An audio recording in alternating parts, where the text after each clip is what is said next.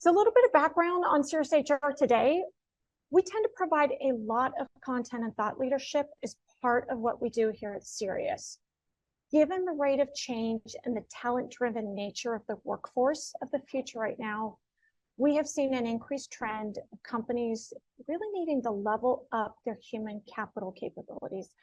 I'm at a CEO summit today, and that's been the biggest part of every presentation I've seen so far, which is people and talent, and what does that workforce of the future need to look like? That is going to rely heavily on HR leadership and those on calls like this. HR is one of the fastest evolving areas of a company. We want to make it easier for everyone to stay up to date on the latest changes, trends, and how we better support not just CEOs, but also the whole leadership team. So to accomplish that, we started Cerius HR today. We have some incredible experienced HR leaders from organizations, both small and large, in our session. Many of the attendees are well-versed in the topics that we present on. We like to focus on sharing frameworks and tools that you can leverage to both deepen your knowledge and understanding, as well as to duplicate it with others in your organizations. Sometimes when you just have it intuitive to you, it's tough to then, how do we get the rest of the leadership on board? Or how do we make sure it's a priority? Why does this matter to them? And let someone else do the work of the frameworks and the tools of how to help give them some education background and maybe adopt some new skills. So in this one session, we will explore transformative leadership in collaboration with emotional intelligence with Craig Robinson, which I'm excited. Craig, you've worked with companies from Broadcom to Chalk Children's Hospital in learning and organizational development. Craig's superpower is helping organizations align their business acumen with highly advanced people skills, giving them the tools to lead and learn. We have put his LinkedIn profile into the chat. We highly recommend connect with him afterwards, collaborate, learn. Feel free to ask for any of the materials or some of the frameworks he's showing us today. You can learn a little bit more of his background. We're not going to go into all of that because we really want to use the time today to go into our topics. And I am going to turn it over to you, Craig, and let you do your magic. Thank you. It's great to see so many faces on the screen today. In talking with Kristen about today's presentation, really wanted to make sure that you have takeaways, that you have tools, that you have some things that you can actually use in your work with leaders. How do we influence leaders? How do we help them to become the transformative leaders that we so desperately need them to be in our organizations, right? That's what we're tasked with in HR. So I'm going to start with some definitions so that we're all on the same page, and then we're going to really jump into some tools. I'm going to be asking you some questions, so I'm going to ask you to go to the chat and interact with me. If you have questions, please feel free to put them in the chat, and Kristen will alert me to them. And so we'll have an opportunity to really have a back and forth and a dialogue. Today, we're going to talk less about what we do, that is the day-to-day work of the work, and more about the fact that leaders struggle with the what we do, how we go about doing that, right? How do I maintain my self-esteem and yours and still get the work done and deal with HR issues, associate relations, and all of those kinds of things, because this is where leaders struggle. They struggle with talking about the uncomfortable, about emotions, right? Theirs and their employees. And so everything I show you today, these are things that I'm sure you already know. If you don't, maybe you'll walk away with some new tools in your tool belt. These are things that you can use specifically with your leaders. So let's jump in. Let's start with the definition: transformational leadership. It's a style that focuses on inspiring and motivating our organization's leaders and employees to perform in ways that create meaningful change. Because that is really what we're always driving with leaders, whether it's around associate relations issues, whether it's strategic initiatives, whether it's adopting new behaviors in the workforce, becoming a hybrid organization, or bringing people back into work. How do we deal with those emotional issues that get in the way of the work that leaders have difficulty navigating? And that starts with you in getting buy-in from your leaders as that HR expert, as that influencer of the organization. How do I get buy-in from my leaders? I want you to take out a paper and pen. And this is one of the things that you can do immediately with the leaders that you influence. They're struggling with any of the things that we've talked about or any of the topics that Kristen mentioned. And I want you to just draw a line right down the middle of the paper. And on the left side, I want you to create a list really quickly of leaders with whom you have a relationship that allows you to influence. Just start writing some names down. Now, obviously, this is a longer exercise than we have time for, but get a few names down there, right? People that you can influence because you have a relationship that allows you to influence them. And I encourage you to finish this list later. And when you use this with your leaders, have them take some time and be thoughtful about this. Then on the other side, on the right column, I want you to create a second list. And that's those whom you need to influence, but don't have the relationship that allows it. This is where they got work to do. So if you want to influence them, get them to be transformational leaders, they're already influencing people. Are they influencing the right people? Are they influencing the people that need to be influenced? Do they have the kind of relationship that allows them to do that? If they don't, if they struggle with that, this is where some of the work happens. So this is great for you and for them. We want to get buy-in from leaders. So that's one exercise that you can use right off the bat. Here's how leaders begin to influence in their organizations, whether they're at the C-suite level, senior executives, directors, director level, mid-level managers, right? Do they have trust with the people that they're working with, their peers, their leaders, their direct reports? As a mentor of mine once said, if you ain't got trust, you ain't got nothing, because that's where leadership starts. You can't influence if you don't have trust. They got to be able to build rapport. Do you see that? Are they able to build rapport? Is that somewhere that they struggle, right? Do they create positive history with the people that they work with? Do they create situations for fist bumps and high fives? Like, hey, remember when we worked on that project, right? This is what creates the trust and the rapport. When I work with you and I establish a positive outcome and we struggle through things, this is how I become a transformative leader. And I influence those around me, those below me, and those above me. Got to model it, right? This isn't anything that you guys don't know. You got to model that behavior. You have to model it for them. They've got to model it for everybody else. Even if I have to write a script for you and give it to you and say, here's the words I want you to say at the next meeting to push this initiative. Here's your role. I wrote it out for you. Here's the script. Here's what we need you to say. Here's why. And whatever they are authentically, help them tap into that. Help them tap into whatever it is they are, right? If you do DISC or you do interaction styles, you do Myers-Briggs, whatever it is you are, as long as you're accepting of others, tap into what you do well, right? So these are things that you can begin to have conversations with your leaders about that get at their actual leadership, how they influence the organization, and how they can begin to transform the organization in the strategic direction that we're all looking for them to do, right? They have to support that process. So here's what we're going to talk about for the remainder of our time. We're going to talk about self-awareness, and I'm just going to give you a definition. So what? Why do we need to have self-awareness? We're going to talk about emotional intelligence, and we'll define that really quickly. And we'll look at this lens that I use on a daily basis. I call it the 3 R's that really can help your leaders to be extremely good at assessing what's going on around them, their situations, their emotional states, et cetera. And we'll talk a little bit more about that as we go forward. Kristen, any questions coming up? Anything, any comments that people have? No questions yet, but I love Anika, shareholder mapping, kind of that last slide that you just shared, is mapping out your shareholders or your stakeholders as to those that you're influencing and those that you need to be able to influence.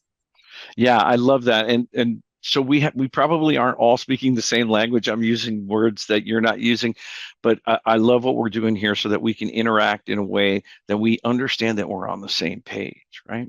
So I want to start out with a fun fact. Just love for you to put a number in the chat according to polls that have gone out there in the world. How many people do you believe have high emotional intelligence?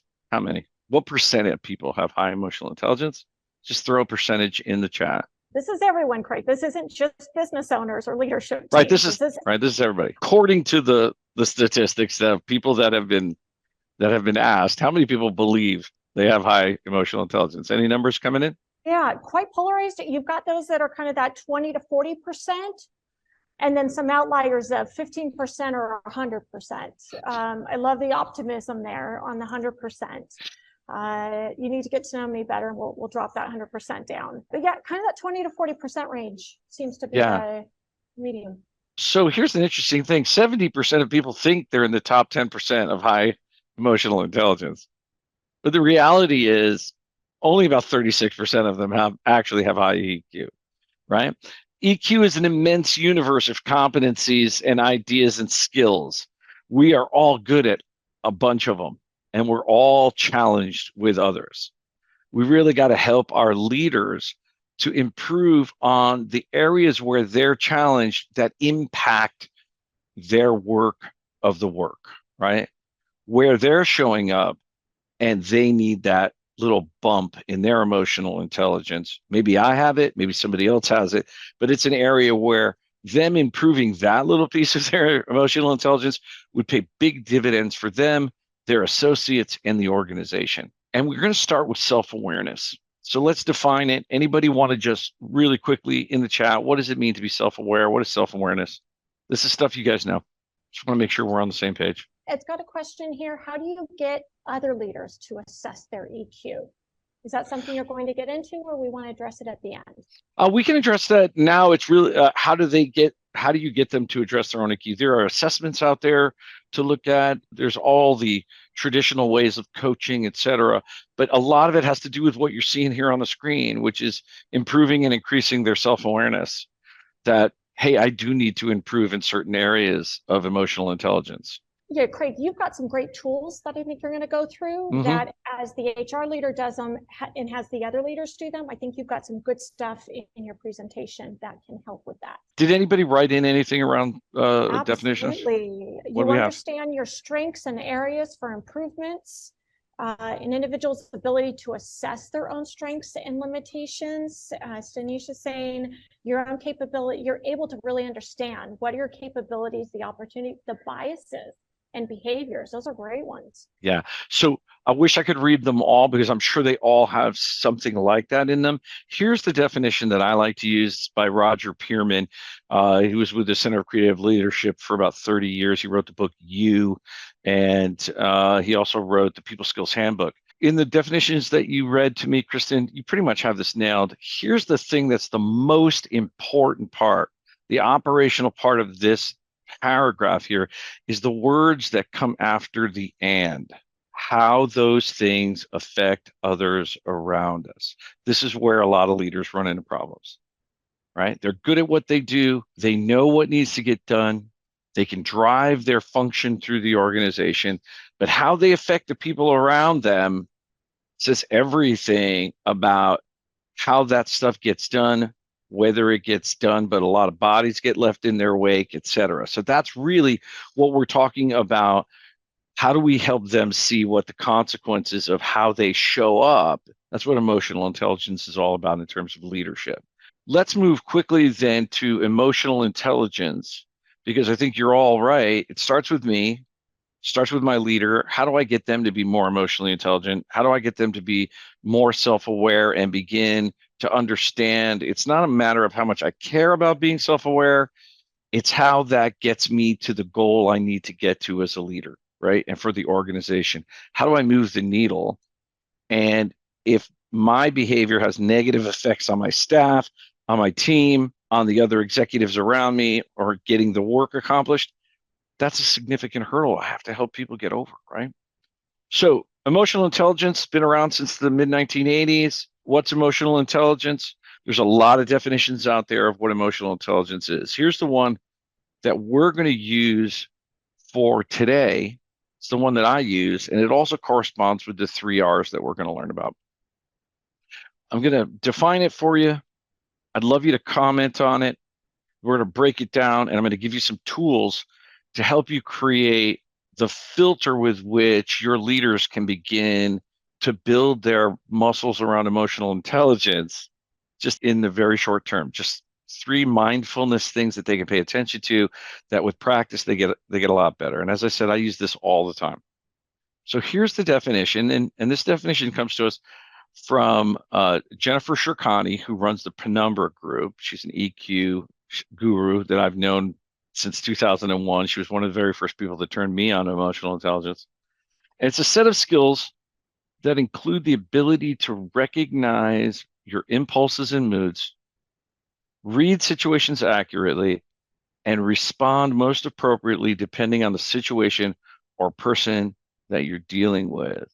There's a lot in there.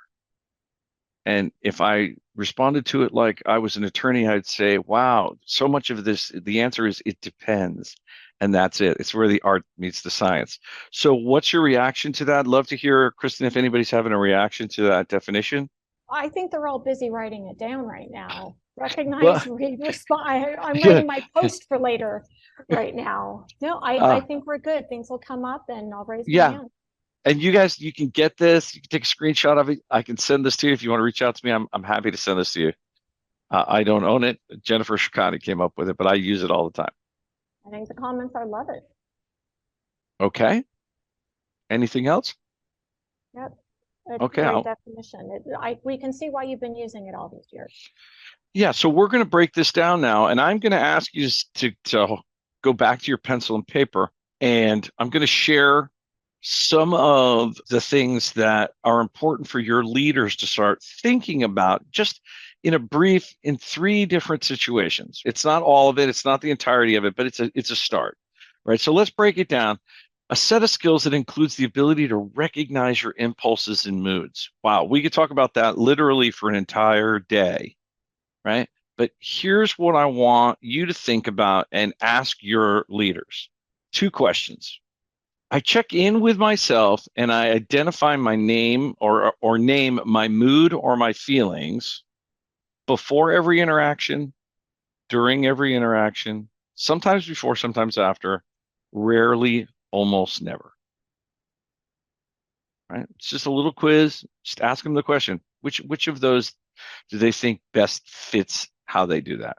Second question about recognition. I usually notice my impulses or my reactions to situations before I respond, during my response, after I've responded, rarely, almost never. And you could actually add there when somebody points it out to me. So I just want to stop here and get a sense of how are you reacting to these 2 questions? Because you're going to see some more questions coming up here in a second. So I want to get your sense of, is there value here for you as someone who has to influence leaders? Why don't we give them time to put some notes in and we can kind of Okay, move on and I'll shout them out as they come in. thank you. So we're going to go on to reading situations accurately. So again, just really 2 simple questions. Could you ask a ton of questions? You could. 2 questions.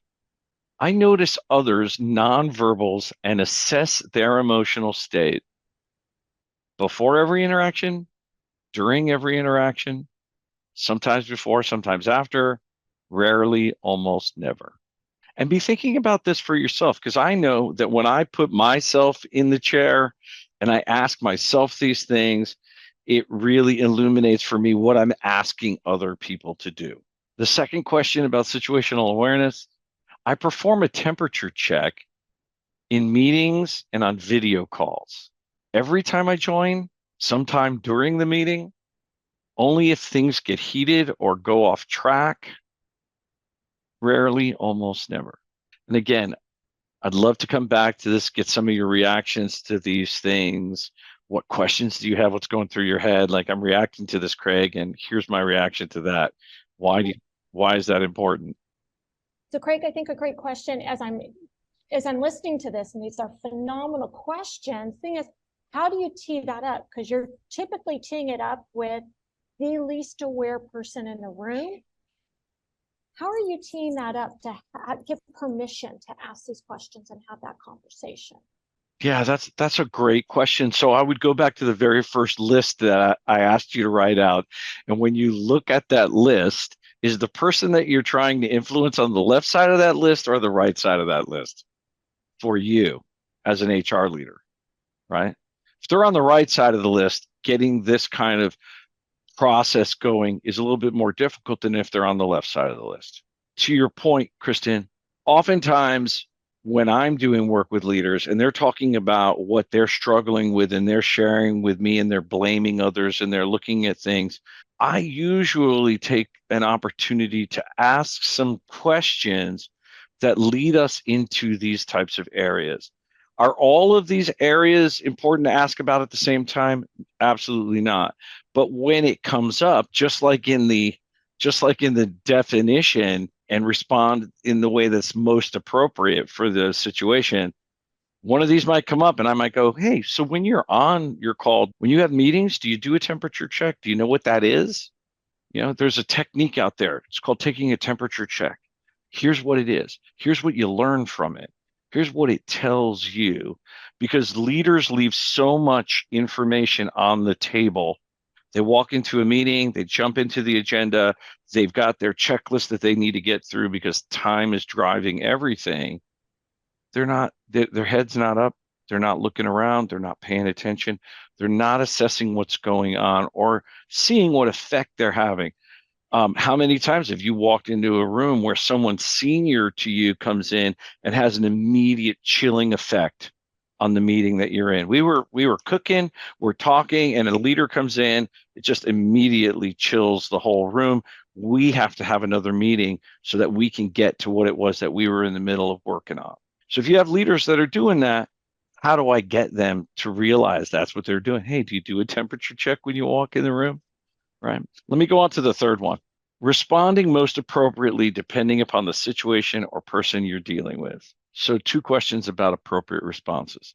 My response to a situation is usually based on the right answer, what's most suitable, my judgment of the other person's ideas, or the rules.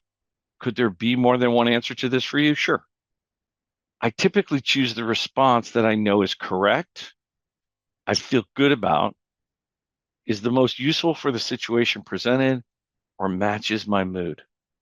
So I'd love to know what your reaction to this is, because people typically react to this slide and these kinds of questions.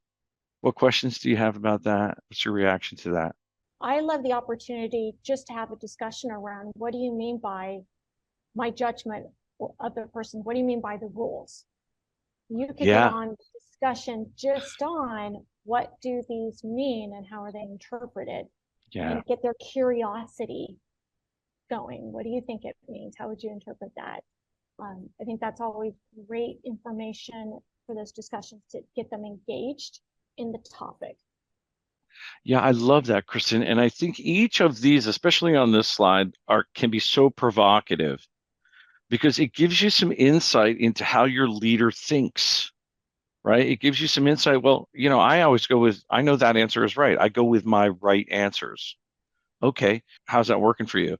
I don't spend a lot of time with right or wrong or good or bad because I know that for my interactions with people, that's where a lot of energy sits. That's where a lot of judgment happens. People get really tied to the right, wrong, good, bad thing. I tend to stick with utility. Is that useful? Is it getting you what you want? Is that moving the needle for you as a leader?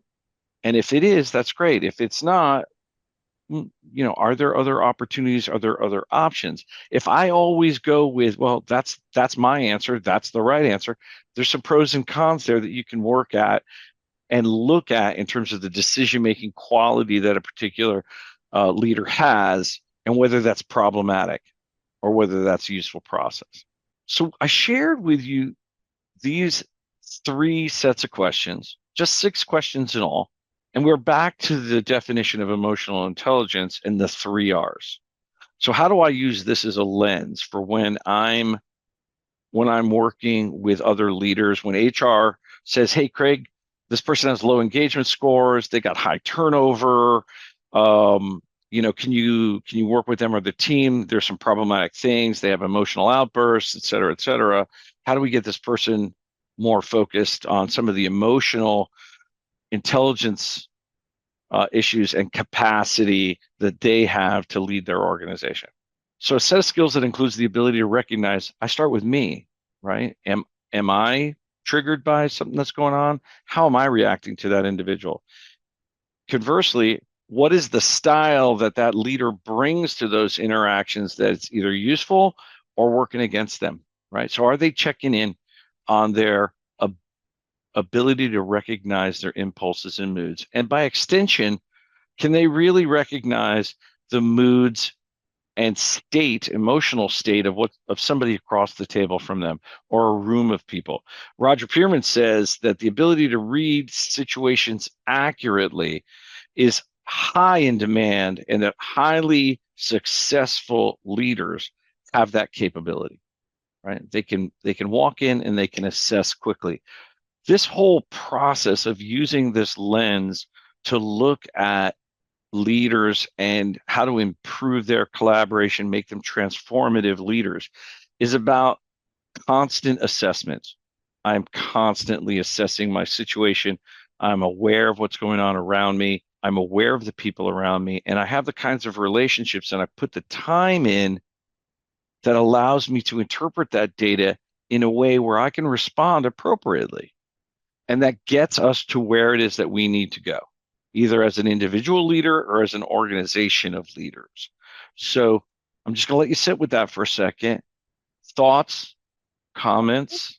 We've got a Yep. couple of comments. I think Yep. Tanisha made a great one on, I often find the best solution is not the most obvious in the moment, and it takes time to collaborate and get a comprehensive approach to understand the root cause and determine the best solution in consideration of other stakeholders' implications. She's actually in the midst of a situation like that, versus other leaders maybe believing their ideas right. And Annika, great comment. FBI hostage negotiators call it tactical empathy.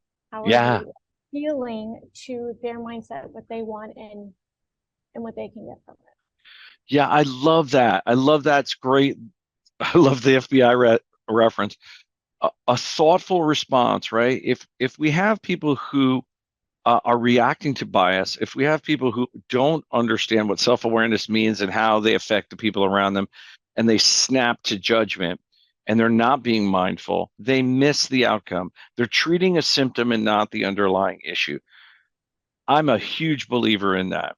One of the things that builds trust, though, is when I respond to the symptom in a way that gets them to know that I hear them and I acknowledge them. And then we get past that and start talking about the root cause, right? But if I don't hear them and I don't acknowledge their symptom, because for them it's the problem. For me, I realize that's a symptom. I'm going to acknowledge that, and we're going to work with that so that we can move on to trust and rapport. What other things came in, Kristen? Ed's got a question. He said, is this tool or process where you start with coaching clients? Are you usually going through this assessment with them, or is there maybe another starting point to get their trust first? Wow, that's a great question. So all roads lead to the middle. Wherever it is that you start, the journey tends to be the same. Sometimes it's because they ask to be coached. Sometimes it's because they have behavior issues. Sometimes it's, hey, let's look at some organizational development that needs to go on. And through the process of that, if I'm doing my assessments correctly, it's all rising to the surface, right? So I am in the position where I can begin to identify, they haven't brought this up, but this looks like it could be something that we want to touch on at some point, right? From an emotional intelligence perspective, and ask the question, is collaboration an issue? Is working with others getting in the way? I know we have a lot to cover. Great stuff. David wants to know, if you had to prioritize recognize, read, respond, where would you begin? You always start at the beginning, or does it make sense to start in the middle sometimes? Oh, wow, another great question. So I think sometimes you can start in any of those R's. And then what I do is once I realize, oh, I need to put this through my filter, I start back up at the top.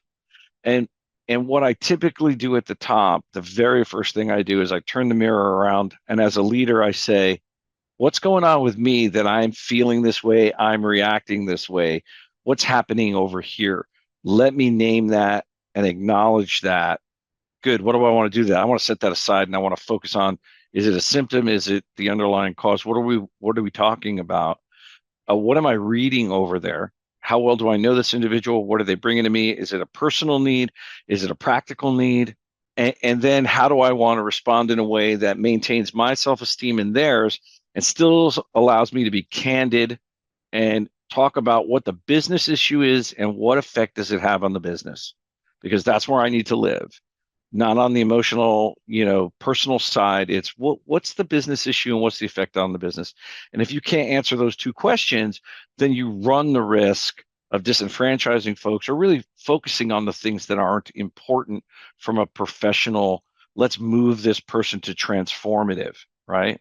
Does that make sense? I want to do this really quickly because we're talking so much about feelings. I want to move through this rather quickly. We have a lot of great questions. Take that piece of paper, write down as many feeling words as you can in the next 5 seconds. Go. I'm thinking through the characters of Inside Out right now, Craig. Yeah. That movie is one of the biggest influencers in the current generation to identifying and recognizing feelings. I have a conversation with a 5-year-old who's watched that movie. They've got their emotions down. Yeah. And here's the thing.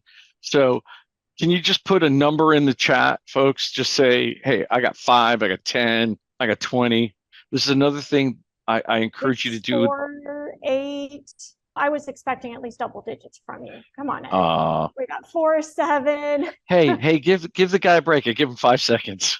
Well, Brene Brown claims 87 emotions shape our lives. You know what? So I've seen so many numbers, right? Here's 260 that I came up with, and I stopped because I basically got tired. In the same way that the Inuit have 100 words for snow, the bigger your vocabulary is for emotional words, the better you're going to be as a leader in identifying what's happening over there and naming it and acknowledging it. Because if you don't start with that, then whatever the issue is that someone's bringing to you, you're never going to diffuse that energy that they're going through, whether it's anxious, angry, depressed, upset, feeling put out, etc. Until you can name that, until you can work with reducing that amount of energy, they're not going to get heard, right? And they're not going to hear you. So I would encourage my leaders to increase the lexicon from which they draw these emotional words, right? Let's talk about emotions in a different way. What triggers you? So same piece of paper, write down your triggers. What are your triggers? Being disrespected, being challenged. Sometimes it's also just the way information is teed up. Just so you know, Right. insert anything here. Right. Right. So is it tone of voice? Is it attitude? Right, Kristen? So sometimes it's those kind of verbal and nonverbal confusion, in case you Right. weren't aware, insert where I'm going to point out that you're incorrect right here. Right. If you weren't so stupid, you'd already know the answer is, right? So that's the implication. What triggers you? You got to know this stuff, right? So you created a list. My guess is that other folks have lists. Do your leaders have a list? Do they know what triggers them? Right? Because if I don't know what that is, all right, let me flip that around. If I know what that is, I can better identify that first R in my recognize, read, and respond. If I know what triggers me, and I'm taking that little quiz that says, well, I typically don't notice my response until after I've responded, there might be some work that they could do on improving how they recognize their emotions, what they do to mitigate that, and then how they respond. Does that make sense? So let's talk about emotions. I'm just going to give you some lists here because I know we're short on time, but here are some things that I think, gosh, Craig, how do we get people to be comfortable with their emotions? How do we get them to talk about what's uncomfortable? Because what gets in the way for a lot of leaders is, I know I got to tell you something that you're not going to like, or at least I imagine you're not going to like it. And then I have a hard time with my emotions about how you're going to feel about what I'm saying, rather than focusing on how do I deliver this in a way that you can hear it and having candor, right? So that we can deal with what the business issue is and what's the effect on the business, right? So here's some things that people can do to begin getting comfortable with the uncomfortable, right? Mindfulness, pause and evaluate, right? Those are two things that you can do immediately. What does that mean for different people? It's different things. There's tons of exercises out there that you can put people through to help them become more mindful and in the moment. You know this, have people just give themselves a break, hold out grace for their own shortfalls, for the amount of pressure they put on themselves. They got where they are because there's something they do really, really well, right? And they probably have a talk track that helps them pretty handily beat up on themselves. So how do we interrupt that, right? If they're not talking to others, if they don't have a network, if they don't have the relationships where they can talk about these things and de-escalate, that's a problematic leader. You're going to have somebody that's not going to be able to right size the ship and and take some healthful steps to reduce that so they can show up in a way and be the leader they want to be.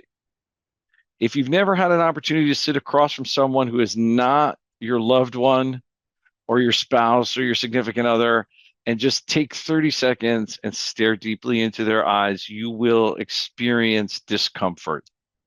Guarantee. As you do it more, it will become less uncomfortable, right? So part of that is chasing some experiences that make you uncomfortable so that you can be a little more adept at wading in and letting somebody know what it is that they need to hear, right? Identifying where, grounding emotion and sensation. What does that mean? When you get angry, think about this for yourself and you can ask your leaders about this. When you get angry, where do you feel it in your body? 9 times out of 10, I will ask somebody that, and what they'll tell me is, well, I think that it didn't ask you what you think. Where do you feel it? It's really, really challenging for some people to be able to do that. And it tells you how disconnected they are from the feeling states that they have. And those feeling states precede our thoughts. And leaders are leaving information on the table about what's going on around them because they're not paying attention to their body, because they don't know how to interpret the feelings that they're having and how to use that as a leader to their advantage. They just leave it on the table. And that's a lot of information they leave on the table, right? And if they can name those feelings, if they can create that word cloud, they can claim a strategy to deal with it. Otherwise, I don't have a strategy. I'm just acting. I'm behaving all over other people, right? Get asked earlier, how do I increase my EQ? How do I increase my self-awareness? That guy right here, Socrates, consider intent versus impact. Hold out positive intention to people's behavior until you have a reason to believe that they did it for some nefarious reason. This gets right to bias. So if you have a leader who tends to jump to conclusions around impact, they did that on purpose. Oh, they're just trying to mess with me. They did it because they don't like me. Those are areas where you can help challenge those belief systems, because that does not play into utility. It is not going to be the most useful way to think about that situation to get us to move the needle. If they're not currently involved in some process of self-reflection, if they're not seeking feedback on a regular basis from somebody that they trust to actually give them feedback, and we know the higher up in an organization we go, the more rarefied the feedback becomes because people are concerned about this relationship. And we're not talking about this relationship, we're talking about this relationship. So this is authority driven, this is influence driven. Do your leaders act out of this place, or do they act out of this place? Does that make sense? Right? Keeping a journal, all of those. Well, here's something that I think is super useful. It's very easy to learn. It takes a little bit of practice, but it's called the TRAIN model. And I learned this from Dan Radecki, who runs the Academy of Brain Leadership. He's a neuroscientist. Here's what TRAIN means. What triggered me? What was it? Do I know what it is? That's why I need to know what my list of triggers is.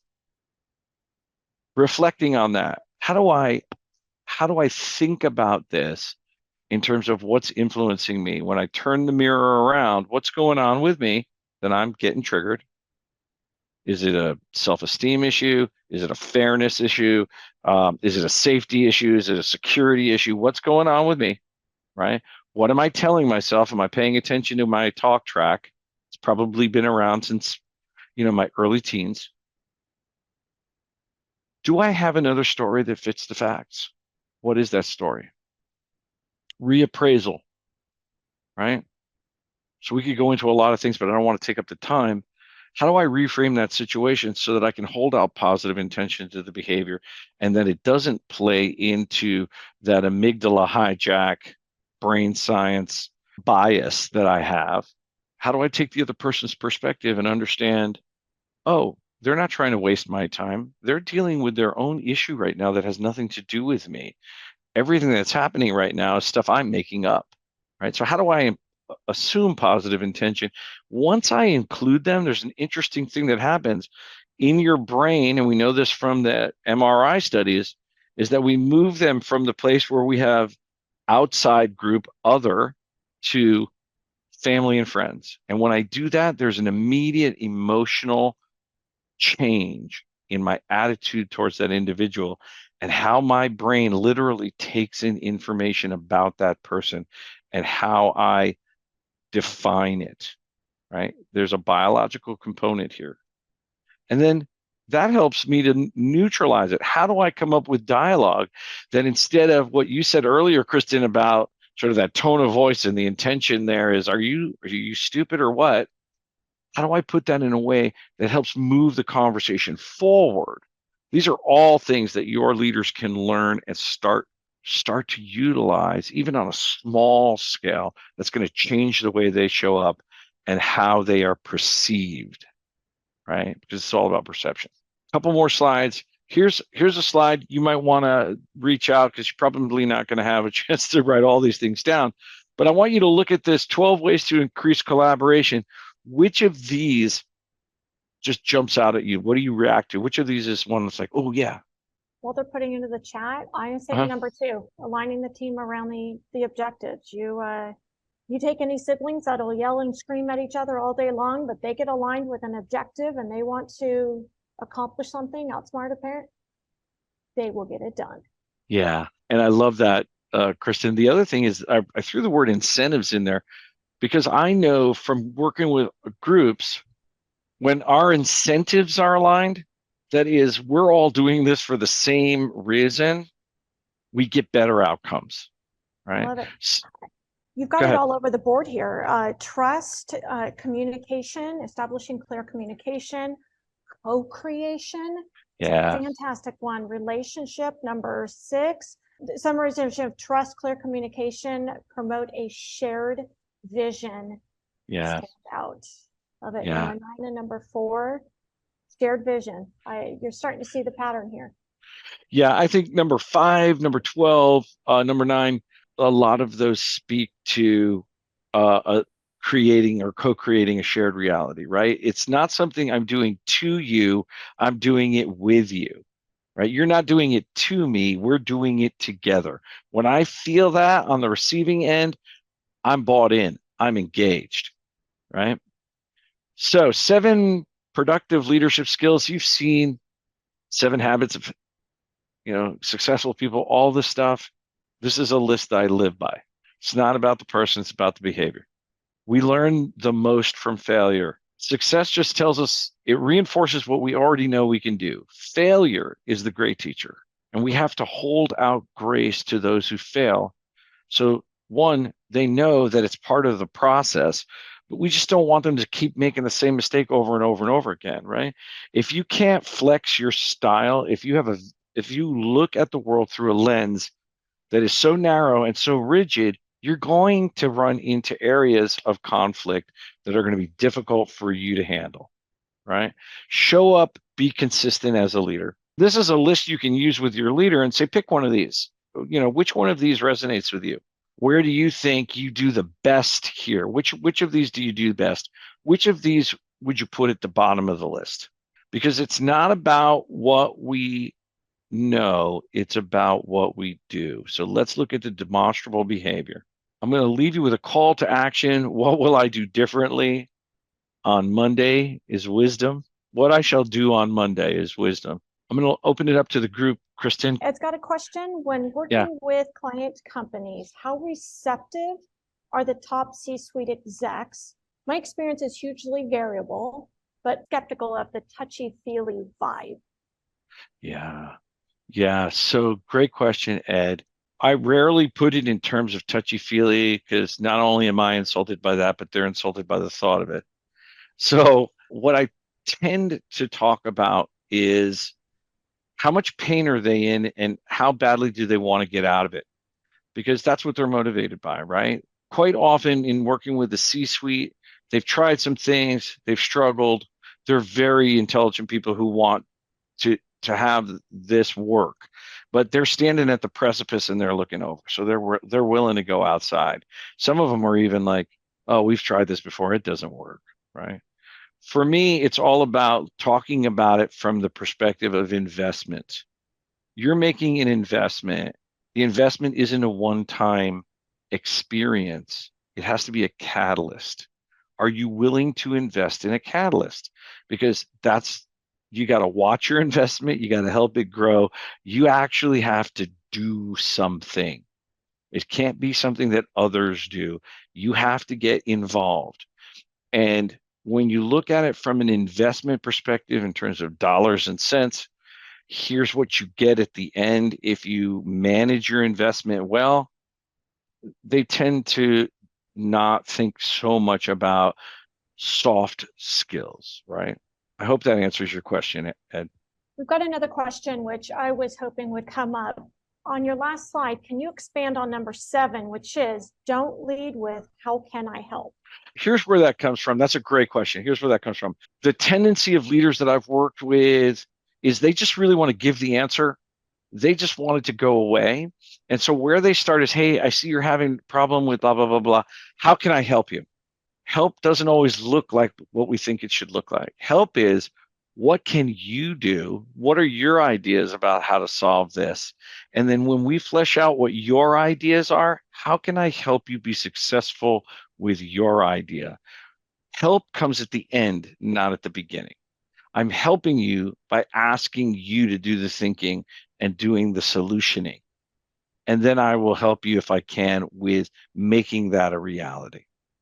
So many of the insights that you've shared, you've given us the tools that now we can take those and influence others. And I appreciate that framework that you've spread. And I'm sure that some of you would love to get the presentation, love to get some of the additional information that Craig has shared. We put his LinkedIn profile into the chat. Please connect, mind share. I know, Craig, you love these conversations and always happy to have them. You never know when there may be something collaborative that comes about it, as I know that there's some of the tangential nature to what we all do as we're helping companies and leadership get the clarity on where they want to go and how they can help their teams get there. But apparently Yeah. not by saying, how can I help? Helping them focus on what's the outcome we want. Yeah.